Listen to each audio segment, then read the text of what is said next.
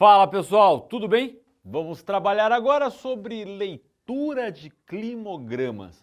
Sim, meu nome é Silvestre, sou professor de Geografia e estou aqui para fazer mais um conhecimento ser elucidado da sua vida através dessa ciência geográfica.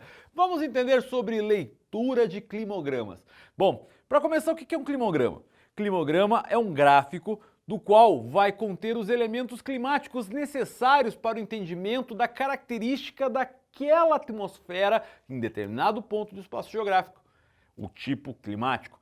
Então, dessa maneira, esse gráfico vai perceber os padrões existentes naquele espaço e vai transformar por meio de gráficos. Agora, esse gráfico ele serve para quê especificamente? Ele serve para prever o tempo? Não, ele não vai servir para prever o tempo, porque a previsão do tempo por meio de dados meteorológicos vão ser muito melhores para representar. Só que dados de meteorologia só vão servir até cerca de 10 dias mais ou menos.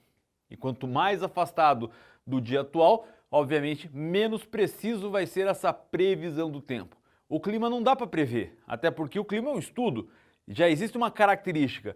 Então, se eu quero saber como vai estar o tempo daqui a 6 meses, eu não posso recorrer à previsão do tempo, e sim ao climograma, que é a partir dele que eu vou conseguir ter uma média para saber se aquele espaço, o lugar onde eu vou, pode acontecer mais chuva, menos chuva. As chances de ter um calor, de ter um frio, vai ser melhor elucidada se tiver justamente um climograma sobre as mãos. Mas afinal, o que nós temos aí? Como que a gente pode interpretar, ler o climograma? A leitura de gráficos e tabelas são muito importantes também para o ensino da geografia. Vamos lá. Começando pela temperatura. Onde é que eu posso ver a temperatura aqui? Através dessa linha vermelha que está aqui, onde a temperatura vai ser contada em graus Celsius. Nós vamos ter aqui, pessoal, a representação dessa média de temperatura mensal. Essas médias de temperatura mensal vão ter aqui, ó, marcadas através da linha vermelha, e aqui vamos ter o gradiente de temperatura marcado. Percebam, começando do zero e indo até 30 graus Celsius, ok? Se a gente olhar aqui onde temos a maior temperatura vai estar no mês de julho, 27 graus mais ou menos. Vamos ter aqui marcado onde está a parte mais do topo desta curva vermelha. Agora, com isso, eu consigo também perceber outras coisas, como também a menor temperatura. Onde vai ter a menor temperatura aqui? 6 graus em janeiro. Se nós temos 6 graus em janeiro aqui, ó, a parte mais baixa dessa linha, obviamente sabemos que aqui temos a menor temperatura. Se eu conseguir entender onde nós temos a maior temperatura e a menor temperatura, eu já vou conseguir também fazer o que? A amplitude térmica, a variação entre a máxima e a mínima temperatura, nesse caso, anual, que vai ser, neste caso, de 21 graus. Essa é a variação do verão e do inverno, a máxima e a mínima temperatura. E como eu percebo que nós temos a maior temperatura no mês de julho e a menor temperatura no mês de janeiro, significa então que o verão é em julho e o inverno é em janeiro. Com isso eu consigo perceber o hemisfério com o qual esse gráfico está se referindo, pois nós estamos falando do hemisfério norte, onde o verão é no meio do ano e o inverno é no fim do ano. Assim nós conseguimos ter justamente essas maiores temperaturas indicando aqui nessa época, portanto, verão no meio do ano, hemisfério norte. Fechou? Dessa maneira, então, nós conseguimos perceber algumas características de temperatura.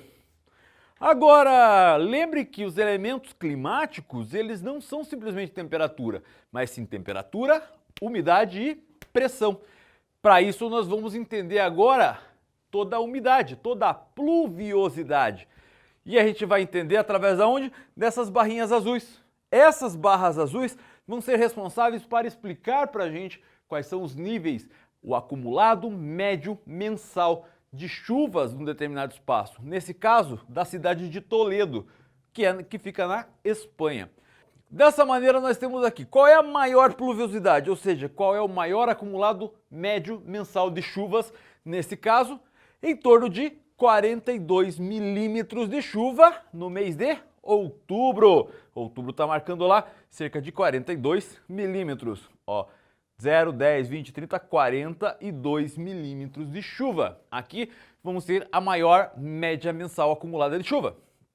Enfim, e a menor pluviosidade, a menor quantidade de chuvas aqui, vai acontecer justamente aonde? No mês de julho e agosto, onde vamos ter em torno de 10 milímetros de chuva. Percebam então que com isso nós conseguimos ver uma característica, um tipo climático. Percebam, se no verão nós vamos ter um tempo mais seco e no inverno vamos ter um tempo mais úmido, nós temos uma característica de um tipo climático, o tipo climático mediterrâneo. Aí, através da leitura do climograma e com os conceitos sobre tipos climáticos, você consegue determinar o tipo daquele lugar. Como, por exemplo, podemos perceber que a cidade de Toledo está sobre o clima mediterrâneo, onde nós temos verões secos e invernos úmidos. Enfim, continuando. Dessa maneira nós temos a maior e a menor pluviosidade. Mas agora, e o comportamento da pluviosidade em relação às estações do ano? É justamente essa característica que eu acabei de explicar. No verão ocorrem menos chuvas do que no inverno, do que nas estações quando as chuvas são poucas e bem distribuídas. Assim, conseguimos perceber não só se determinado mês vai chover mais, vai chover menos, mas como perceber características plenas da atmosfera naquele determinado ponto do espaço geográfico. Buenas, é assim que a gente consegue ler o climograma. É dessa maneira que nós conseguimos perceber as características necessárias para um bom entendimento do clima, do tipo climático em determinado ponto. Eu vou sair de cena, você vai dar aquele print na tela, você vai tirar aquela foto para continuar estudando aí, beleza? Eu vou ficando por aqui desejando a você um ótimo momento de estudos. Muito obrigado por ter assistido essa aula até aqui. Tchau!